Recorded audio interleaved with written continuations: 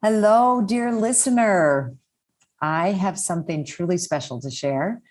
It's an exclusive invitation to join me in Mexico for an intimate and luxurious 3-day retreat along the beautiful Pacific coast of Zihuatanejo, taking place the weekend of the spring equinox, March 18th through the 20th. There's also an optional day to stay through the 21st for some special ceremonies that are happening in the area for the equinox. But the retreat itself is the 18th through the 20th, really an opportunity not to be missed. And I'm offering one lucky listener a discounted ticket on this weekend that I've just been loving into being actually for several years now as COVID and, everything. But when we conceived of building this place, our home down here, it's really what we envisioned, bringing people down here for retreats, for trainings, because we felt and we knew that this space was special. And as people keep coming down and we keep getting the feedback, how magical it is, we want to share it in a really intentional way. Be working with the 4 elements, earth, air, fire, water, the metaphors of the season. We'll set sight on a new vision for our mothering journey and creating a deeper connection to self and Mother Nature. So to win a discounted ticket, rate and review this show on Apple Podcasts. Screenshot it and DM it to me on Instagram at Dr. Gertrude Lyons. And remember, the most important thing to mother is yourself. Give yourself permission to take a retreat this year. And besides, who said mothers can't go on a spring break? I'll see you there. This is a Soulfire production. Welcome to Mother. No, it's Mother. Welcome to Mother, the show where we can explore our inner mothers to actualize our greatest selves. Through interviews with incredible guests, live coaching sessions, and my own experiences, we're going to dive deep into embracing feminine values and reparenting ourselves. So be prepared to show up, hold space, and be mothered in a way you never have before, but have always needed. It's time we rewrite the Mother Code. Hi, and welcome to this week's episode of Mother, Rewriting the Mother Code podcast. I'm thrilled, excited. I loved the time I just got to spend with Kirbee Miller of KiNiMi Kitchen. What a beautiful human. And I think I maybe have said this before, but particularly when I'm interviewing somebody on a podcast that I don't already know and know a lot about, and that we get to discover each other in the podcast. And we got to do that today. She lives in Nashville. I wish she lived in Chicago, but she's a reason I would want to go to Nashville. Her work with food is beautiful, but she doesn't just cook and provide food. She provides an experience and coming together around food that unifies us, that, brings our commonalities together. How do we create an experience around food that is meaningful? We share a little bit about that, but really her journey currently, as a woman, as a business owner, a successful business owner, but also mothering her relationship with her mother through a traumatic accident. And everything that's come out of that is so poignant and beautiful and inspiring, so in sync with Rewrite the Mother Code. And we had many, many times of sharing goosebump moments through this episode. So I feel inspired, moved, and touched, and I believe you will also. So enjoy the episode. Well, welcome to today's episode of Rewrite the Mother Code podcast. And I'm super excited to have Kirbee Miller. Thank you for coming, Kirbee. Thank you for having me. Kirbee's the founder of KiNiMi Kitchen, and cooking, baking, it's all been an integral part of her life since childhood. I'm sure we're going to hear more about this, some of her fondest memories being in the kitchen. So she has an amazing business, lives in Tennessee, and all sorts of really wonderful things. If you don't mind, I'd love for my listeners to hear about you. Tell us about KiNiMi and how that came into being, and just we'll probably go backwards, forwards, all over the place from there, but we'll use that as a starting point. Awesome. And I love a good zigzag because that's just how life is. Nothing is linear. I think it's very feminine, right? Like it's absolutely. Sometimes linear is good and the masculine, but I think that feminine brain kind of weaves itself around and it all comes out. It does all come out, and it's still comprehensive in nature. Sometimes we're led to believe that if you're not just strict and to the point, that you're leaving something out.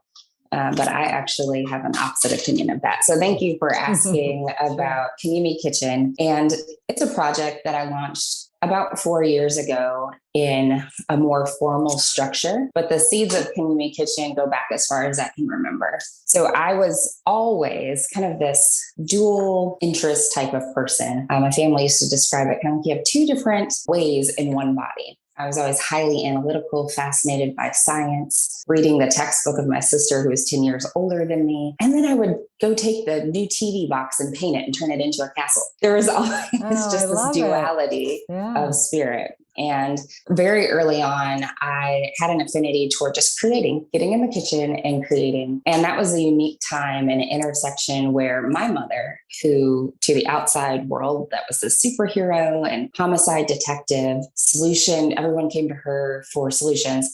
That was actually a spot where she softened a bit. Not completely, but softened a bit. And that was time that we could spend together where everything didn't have to be as urgent, as perfect. And I really cherished that time because beyond kind of those borders, it was a bit more chaotic. So that's when my love for food and my acknowledgement of, wow, this really brings people together started. And I like to say I was always an entrepreneurial person. I may have been the only fourth grader in my neighborhood that people in the community and church were buying their holiday desserts from.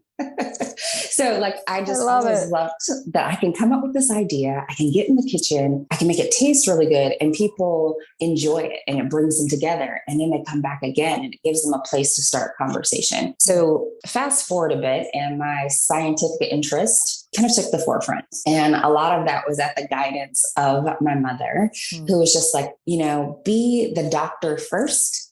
And then it can pay for your hobbies, right? So that's just the programming that was handed down. And so I pursued degrees in biology, chemistry, and healthcare informatics. And I love that part of my life. But all the while in college, I held 4 jobs. But then in my dorm room, I had the George Foreman. I had a griddle and I would host these food experiences with these appliances we weren't supposed to have.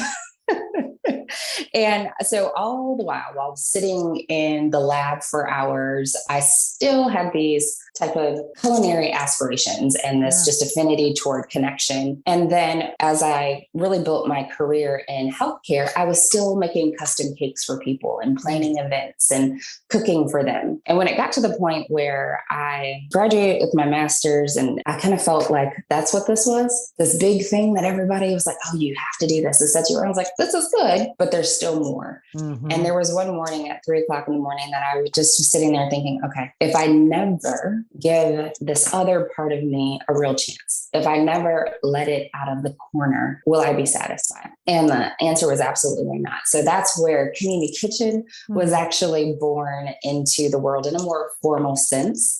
And the name, a lot of people are, does that have an Asian inspiration? I'd like to say it was that fancy, but really it was my way of sharing a little piece of me with the brand without it being Kirbee's Kitchen. So KiNiMi is simply the first 2 letters of my first, middle, and last name. Thought it was kind of cool. They all had an I in them. Yeah. So that's Kirbee Nicole Miller. And that's when KiNiMi Kitchen was born. But happy accidents, right? Those things that happen when you realize, whoa, there was a bigger plan to this than I could imagine in the moment. About 18 months after launching KiNiMi Kitchen, I was at a pop-up event in Nashville and meeting people and connecting. And I had always had just this knack for connecting across the spectrum, regardless of age, color, background, shape, size. I can just connect with people. Well, there's this woman who just kept eyeballing me from across the room. And I was like, what is the problem? Does she hate tasty food and laughter? What's up? She eventually made her way over to me and she said the name. Where did you get it? And I explained to her the same thing I just explained to you. Right. And she said, do you even know what it means? And you know how you just have that moment of knowing and it's time to be quiet and listen. And she said, yeah, well, that's welcome to how I felt in that moment. And she said, in my native tongue, KiNiMi means who am I? What? That was that happy accident. that in that moment at 3 o'clock in the morning where I was like, okay, I don't want to be too egotistical because, we're taught that growing up, like, don't be too much you, but be the best. Weird. I didn't want to be too egotistical to be Kirbee Kitchen. And there was this, okay, I want it to be this combination of me, KiNiMi, is what came, right? But then you fast forward to the bigger picture, because the why behind establishing the brand was, I want to invite people into experiences where we can remember that we're more alike than we are different. That we can remember that even if you feel less than, or even if you haven't accomplished what you needed to, or you woke up on the wrong side of the bed, when you smell caramelizing onions, oh my gosh, that wakes up something in me. And that gives you a place to start a conversation with a stranger. And then that leads you to meaningful connection. And I emphasize meaningful because having the background that I have, I've had the opportunity to be in a lot of different rooms. But we all come down to the same core ingredients, pun completely intended, that we just want that connection. We crave that attention, and not attention in a negative way, but we crave to be seen and known, and food invites us into that experience. So that's a pretty lengthy way to tell you a little bit about me and the why behind the brand. Oh, that's so beautiful. And so much was going through, my mind and my heart. I think I got goosebumps several times as you shared, Kirbee, because I think these things happen probably even more so than we think, but not till we tune in, That's to right. them. And then they have that much more meaning, right? That's right. We're like, oh, that's kind of cool. What a coincidence. Oh, that's nice. But when we let them permeate us and come inside, I just think that's so beautiful. And and I was also thinking about your science background. It's all alchemy, right? It's the mixing of ingredients and I don't know. I'm really in this feminine space lately of, not that alchemy is masculine or feminine, but I kind of think it is more feminine, the mixing, and it just evokes, and I don't know, I'm just maybe more in it. I was on a spiritual pilgrimage last week, and we were in the theme of it. We actually didn't travel anywhere. We did this from our living room. My boss and founder of the Right Foundation, she led it, and it was a journey with the mystics, right? So we spent a week going, just as you were saying, like food brings, we can let go of all the differences and, kind of drop all that. We looked at, mysticism and kind of that, just what we're talking about, that, when you allow those like kind of sparks, those glimmers, those like quick moments, there is something actually even brain related that signals us that something unique just happened. So we kind of covered the whole gamut: Christianity, Islam, Judaism, Hinduism, Buddhism, but kind of the mystical aspects of them. So I'm just sitting here with you. I feel so this is fresh. You're in it. I'm in it, and I feel like we're just having that experience. So I wanted to name that and bring it forward. 100%. And thank you for sharing that, because now it creates a more safe space. And I won't linger on this too long, but I'm going to lead into the fact that this isn't just a happy accident. So I actually just returned to the United States from Italy, which, when maybe we have time and space to connect offline, I can tell you the full story. But I didn't think I was supposed to be there this year, because given everything that's going on. But the author that I love, who invited me to host one of my culinary experiences during the retreat and just be a part of it, was pretty insistent that she had a knowing that I was supposed to be there. So I went, and this is such the Cliff Notes version, but there's a tie here. So alchemy is one of my words. It's something that I use. It's something I resonate on. So the fact that you brought it up is amazing. Well, I get there to the retreat space, which is in the middle of nowhere in Tuscany. For a person who's been conditioned to be a control freak, I'm like, whoa, so we can't get out of here if we need to. But it was really a beautiful thing. I was assigned to one room. Then this woman, she was like, no, I think I want you to be my roommate. And I was like, listen, I'm jet lagged. Let's do it. Move my stuff. Well, it turns out that she is an insanely talented massage therapist and intuitive. Okay. Oh. And I lean into these kind of things because I believe those happy accidents actually remind us that we're guided by something bigger than us. And that provides me comfort. Well, she hands me this bottle. She had made a unique blend of essential oils for each woman who was on the retreat. She hands me the bottle with my name on it that has a note, but then everyone got a word at the end of their tag. So it says Kirbee, has these beautiful words, and at the end it says alchemy. Oh my God, now I have like full body goosebumps, not just partial. Hi, I'm so excited to share with you my 2024 Spring Equinox Self-Mothering Retreat that's happening this March 2024. And I would love for you not only to consider it, but to attend. But in considering it, hey, just knowing that you would be leaving cold weather if that's the space that you're in and coming down to just magnificently beautiful, warm, nourishing place of Zihuatanejo, Mexico. Zihuatanejo meaning land of the goddess women. And coming to really take time for yourself. Okay. And that I am learning more and more isn't just a nice thing to do or something extravagant or something selfish. It's essential.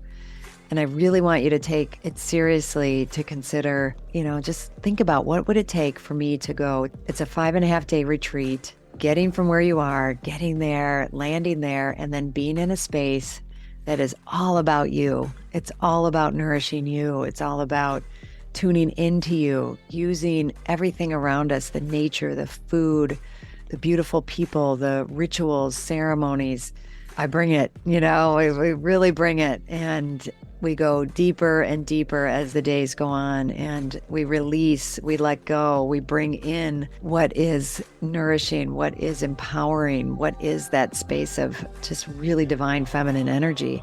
And we do it in the community of women. It's not for everyone. I will be honest, if that idea of leaving and not making it work or it's just too hard, not for you. If the idea of, spending that amount of time inwardly focused and going to that level of self-awareness doesn't sound like something you're willing to do or put the time and energy into, then it's not for you. And it's good to know that, right? So this is for people who are serious about what it means to mother themselves, what it means to take time for ourselves and that gift and what that gift can bring to us. It was originally right after my fall retreat. It filled right up. But now some people, it turns out, are not able to come. So I do have a handful of openings. And if you're listening to this and you're willing to take that step, please reach out to me. We can do a discovery call or you can put a deposit down. I would love that.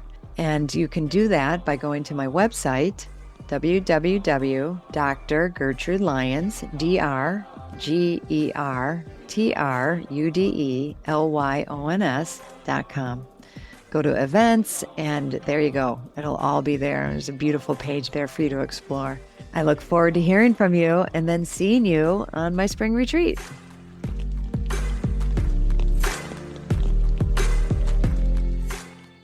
And so I hear you on really just like soaking in these moments and realizing that it's not on mistake and you're right on time and on purpose. So thank you for sharing your story. And I love being in a space where you can talk about science and facts and things that also people think are woo, but you're like, they're actually kind of integrated. Can't tease them out. So thank you for providing a safe space. Totally. And that's, what was striking me so much about your story, right? And one of the mystics we met met, quote unquote, he's from the 1500s or something. I don't know, 1700s. His last name is Swedenborg. And he was just this full out like scientist, for most of his life, really dedicated to, but, a really fine mind in his science expertise until he started suddenly having visions and experiences. And, really when you then go to read his writings and stuff, like basically felt like he stepped into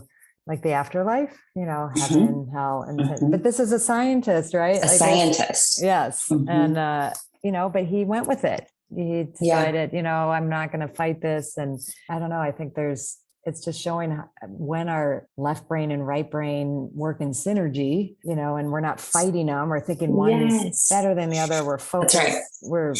We're, our culture is very left brain oriented, like we were talking about. Linear, and and then we get wired like, well, of course you go to school, get that master's degree is what's gonna make you a person, right?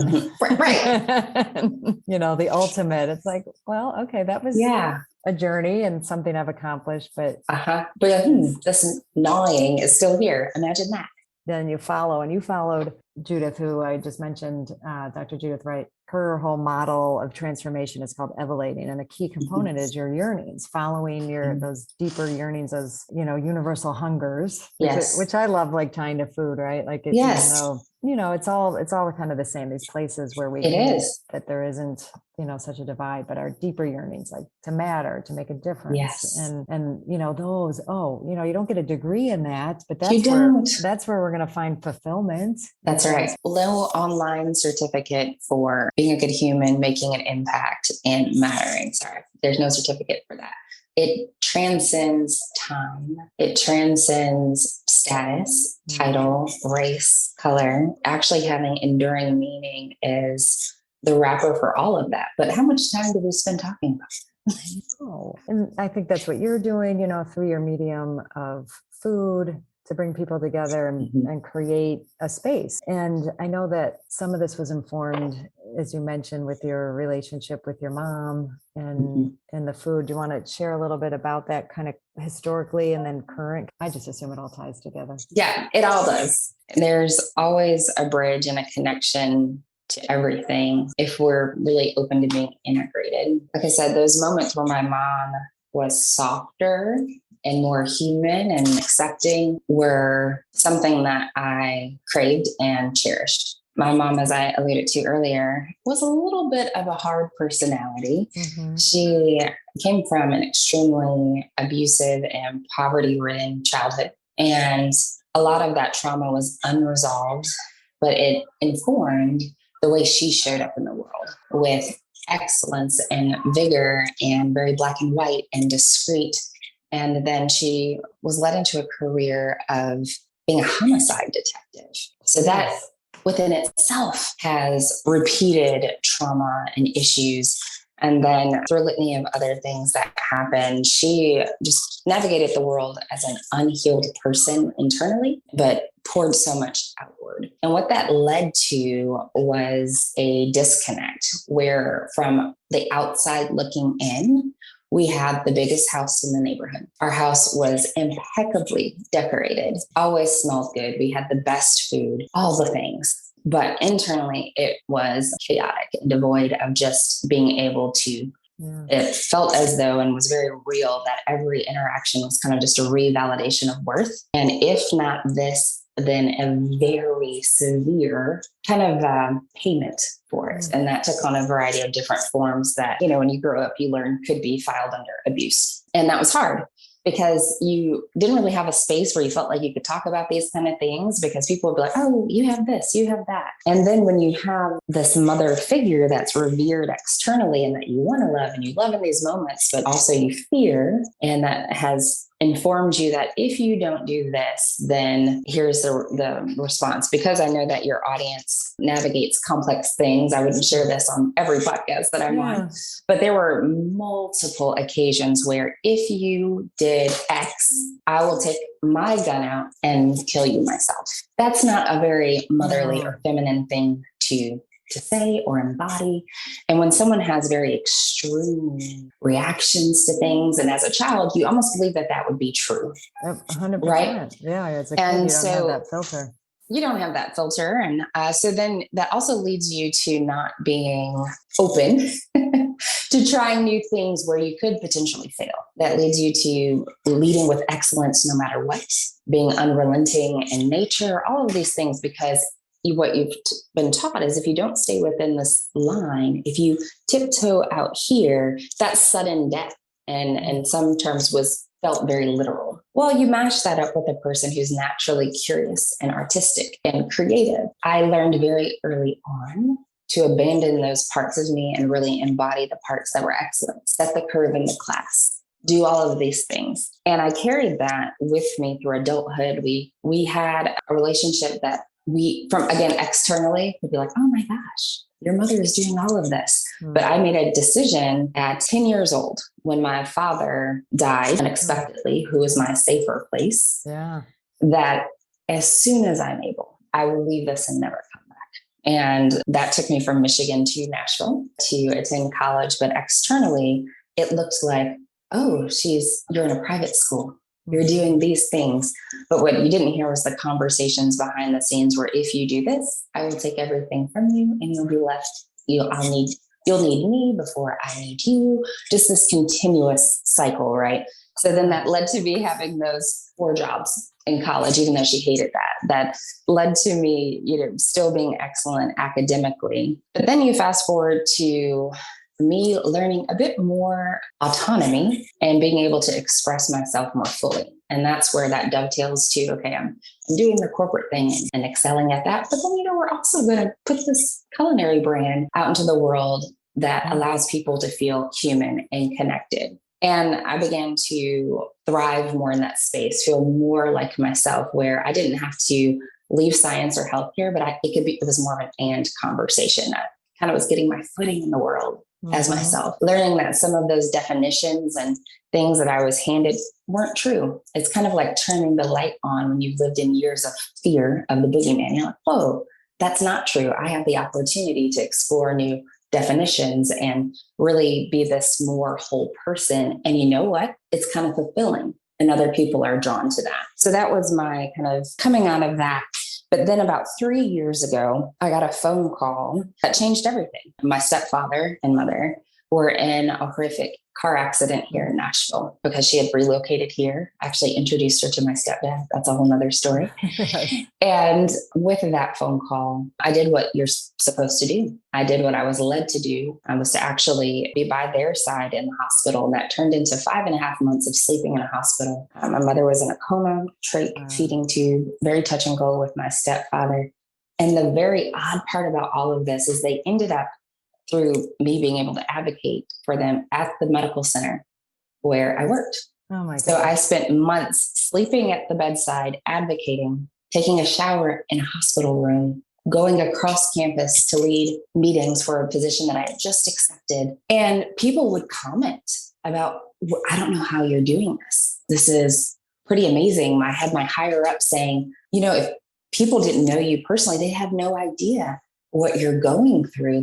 And it was almost praised and rewarded in a sense, but I had years of programming to be able to abandon those feelings. You know what you do with those? You tuck them and you keep going. You keep doing, right? You keep doing, right? And all the while, there's just a lot internally that's going on. But then after she and my stepfather were able to transition out of an inpatient setting. And for her, that was when they reached the end of their medical capability for her. I ended up moving to the house where she and my stepfather lived to take care of her full time. So even at the time that we're recording this podcast, I'm still the primary caregiver for my mother. And let me tell you, those are hard moments for any of us. Even if you had a healthy relationship with your mother, you don't expect to be bathing, changing diapers, rolling, feeding, putting in a wheelchair, being the in-house everything, and being the therapist, being all of these things. But one thing that I know for sure is that adversity never comes without lessons and gifts. And that sounds so trite, People post cute quotes on Instagram, but after you've lived some life, you realize where those things come from. And one of my favorites prior to this was adversity introduces a man or woman to themselves. But through my lived experience, I know that for sure. And it offered me an opportunity to face some of those demons that I had really packed away really well, which I thought compartmentalizing was the way to go. But what I've learned is they just go down there and make friends. Yeah. You have to face these things. And so it's insane. So where we stand right now, I've had the ability with her cognition improving and her language skills improving to have some very hard conversations with her, to have some healing on a level that I don't know if outside of such an extreme condition would have happened. I've been able to tell her that I'm sorry that no one showed up for her earlier, and told her that she could put those things down that protected her when she was younger. But I wish that she had, and I've been able to fully express the impact that that's had on me, and then share my hopes for where we could go from here, even in the current state that she's in. And that has been a gift. So that's kind of a high level journey of where I come from in that position of mother-child dynamic, and learning to reparent and mother myself, and really feeling these things and then being put right back into this situation like, okay, you've learned these skills, but now what are you going to do with them in this context? And so it's been a journey, continues to be a journey. And it will be. No, I can tell it's going to keep unfolding, but well, thank you, first of all, for, opening up and sharing that. That's huge. And I'm inspired and admire, you are using that opportunity because, and I'm going to, say that from the perspective of, these traumatic, it's kind of what I talk about in rewriting the mother code, that mothering and all its aspects, you're ripest for personal transformation in the most chaotic, upsetting, like, the time you'd say like, oh, I can't focus on me now, but it's the focusing on you that allows you to be in the situation and healing, right? Yes. And this healing that can happen from there, that, our guards are too up. Like, you said, she had very thick walls, and had talk about compartmentalizing, had and had decided for so many years the world wasn't a safe place, and had certain ways she was taking care of herself. For you to know that cognitively served her immensely, but it came out of you. I mean, to me, that's a big definition of mothering yourself. This is an opportunity where in this extreme care you are giving of her and extending yourself, you mothered you by digging in there and going deep and having those hard conversations. Yes. Also at a time when you'd say like, oh, she's in such a weak state, I shouldn't, bring up stirring topics or whatever, like there's a lot of reasons you could have not done it. Thank you. And those are hard things. But then, seeing the tears fill her eyes and the conversation as she was, like I said, regaining her ability to speak. The conversations we've had have been powerful and freeing. Like, I don't want to make it sound like, and then there were bunnies and rainbows. There are many times where I had to leave those scenarios and just find that place where you can just cry and not have guardrails on the crying and understand, wow, this woke up some other things. But I am thankful for the opportunity, and it's allowed me to learn how to show up more authentically for myself and for her. But it wasn't easy. So for anyone who's listening to this, if you're even maybe not put into such a dire scenario with someone who maybe wasn't able to show up for you, and then they're kind of requiring that of you, or you feel as though it's required, it can be challenging. It's like going to an ATM to an account that's in the red.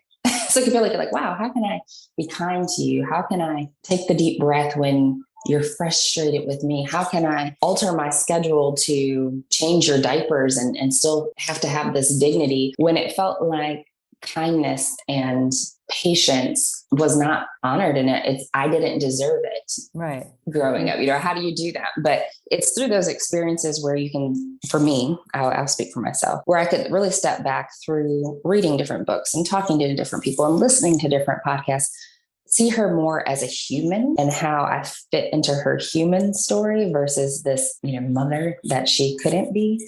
And that has softened my approach. Yeah, I'm so glad to hear that. And, for both of you. And I wonder if you wouldn't mind then, if maybe this is something you've been acutely aware of or not. But I believe that when we clear those spaces, particularly with our parents, with our primary caregivers, the things that, we couldn't do as a kid. And it was in some cases literally, and it certainly felt like life or death to like learn how to compartmentalize and like follow the line. But then that impacts our other relationships and our other choices and our other decisions. Do you have a sense that having now like opened this level of space with her, do you see it, or do you see the possibility of that? Like, because you have a child or children yourself, I believe. I do not, actually. Oh, you don't? Okay. I do not. But in any of your relationships or in your business, like people close to you, can you see the ripple effect of that for yourself? I see an undeniable cause and effect relationship. And that's where I stand in awe of a lot of what we're talking about, a lot of the work that you talk about, that it's not just academic and, oh, that sounds good, but it's literally life-changing. And when you hold on to certain energies and issues and wounds, no matter how valid that clenching and holding on is, you are literally taking up space for really beautiful and abundant things on this finite journey. And for me, with that release and realization and giving voice to things that aren't perfect, that have jagged edges, and clearing that space, it's been really fascinating to see. And I kind of pause because this is not like a past tense thing. This is like even as late as today. Yeah. Right now. Exactly. Kind of thing. So even that journey to Italy has opened up other doors. And that's something that I would have never thought I deserved or worked hard enough for in the past. And that it was nourishing on every level, mentally, physically, spiritually, and, business wise. And even in my relationship with my husband. So imagine navigating all of this and you're responsible to be in a relationship with someone else. But it opened up conversations that I had put in a tomb before. Yeah. I had learned in my marriage to just navigate and not rock the boat. It was like, okay, we made this decision. It's me, it's you. I'm going to do my thing. You do your thing. And anything that I really would have hopes for that maybe if I gave voice to a little bit, that would cause an upset. Or I always was in this mode of how do I lessen being a burden? All of that opened the door for some extremely challenging, hard conversations. I mean, words that were not unkind, but were true. And we've had a transformation in our relationship. And that's just one example. Like I said, it's a business wise, relationship wise. And then learning that how you navigate conflict and disappointment. And even more importantly for me, and I won't say more importantly, I hate ranking things. I hate when people are like, what's your favorite food? I'm like, why do we have to rank? Here's what I enjoyed today. But so I don't like ranking things. Something that's, equally as important. It's taught me on how to navigate joy and wonder and curiosity, and that they're essential, because I always knew that those were a part of me, but I didn't really spend time there. It's like my glimmers of things where I felt most lit up and it attracted people to me, whether that was academically or in business, was when I visited those things, but then I would pull back to the tactile, the structured. And so what this has taught me is it's all finite, it ends, and you can't live fully without experiencing these things. And you deserve it inherently. Yes. You're worthy. You deserve it inherently. And so that has been a game changer, being able to take a deep breath and be like, this is really beautiful and wonderful. And I don't know how I got here, without that impending feeling of, but what about these things you didn't do? And you know what? Doom is probably going to show up at your door in 20 minutes. So don't enjoy this too much. Yeah. Don't get too happy. Don't get too happy, because if you're disappointed, you're kind of the reason you were disappointed because you got so happy. Like that's a trap. That's a Throw prison that to one live out in. the window. Yes. Yeah. So more importantly, I've opened me, literally, but through this experience, those spaces have opened to feel the real feelings, feel all of them, realize that they are connected. And it's what really makes life beautiful and abundant. That has been the greatest gift during even a time that continues to be really soul wrenching sometimes. That has been the greatest gift. Well, thank you. And I want to underline, because I think you said some of these things very humbly, in a way, because you reflected out of my question so beautifully, right? Like the possibilities, like what comes when we open up at the level you did, and when we take that big risk to tell the truths, to the primary caregiver, a mom, a dad, anything like that. And we don't realize how much they're in the way. Like to me, one of the things, like, if I can do that, I can have these risky conversations with my husband. Like I just opened up to the scariest person I ever thought I could open up to. Yes. Right. And I did it. And it was beautiful, and not, and I didn't do it to change her or change somebody else. I did it because it's for my own integrity, 100%. what I needed to do and what I saw an opening for, and I took it, and it was risky. But then how you reflected, my relationship with my husband is now transformed. We've had transformative conversations. Like that's no small thing, right? And with your business and others. So I want to make sure everybody caught that and that's listening, because thank you. What this is all about. And in rewriting the mother code, that's when I say, go back and look at our wiring from our childhoods and our wounds and that, so that we can be present in the moment for whatever it is we're mothering now. Right. And it is, the awareness is important, and that's such a big part of it. But then when you take these steps to actually like clear and dig into it and have like, those, that's when, a whole new space opens. So thank you for sharing that so, poignantly with everyone. It was really beautiful. Thank you for opening the door to talk about these things. Yeah, 100%. Well, before I ask my final question, I would love for my listeners to know how they can find you, online, anywhere, all of the places that people can locate you. Yes, all the opportunities to connect. So I would love if people follow along in the world of Instagram. That's where I like to show up and express in so many different ways and connect and really share in other people's stories. So they can find me on Instagram at KiNiMi Kitchen. And they can also visit KiNiMiKitchen.com if they're interested in just learning more, or if they said, I would like to navigate some of those conversations over food. And that's what I do in person, but then also virtually. During COVID, that was one of those gifts of a big adversity that we all experienced. People started to text, call, email, and say, well, how are you showing up online? Because we need what you do for our family who can't get together and celebrate. My team at work needs this. They need this conversation in a way to feel connected. So adapted to host virtual culinary experiences where we prepare delicious food, but then also have even more nourishing conversation. So if anyone's interested in that, they can head over to KiNiMiKitchen.com as well. And this will be in the show notes for the episode. So if somebody can't write this down or doesn't remember right now, and they come to listen, when they're listening to it, you can click on the show notes and find it. I hope everybody who listens does. Well, I would love that. I would love to yes. So last question that I ask my guests is, what does rewrite the mother code mean to you? Rewriting the mother code means possibility and infinite potential. And that can feel kind of high level, but that's immense. When you experience certain things or concrete relationships with your mother or definitions, you feel as though sometimes you're just living out a story that somebody else wrote. And you're just carrying on with a character, running the script, but you don't ever feel fully plugged in. And I did that for a very long time. So possibility that you share with people and the tools you give people are almost like handing them a pencil and say, well, there's pieces that you can acknowledge and then you can add to it. There's something new. There's possibility. You can transcend the story. You get to write a whole new one, and not just in a fantastical way, but in a meaningful way with tools that help you really come home to yourself, because your relationship with yourself, and this is really the journey that I'm on, is your own. There's that internal locus of control. There's autonomy.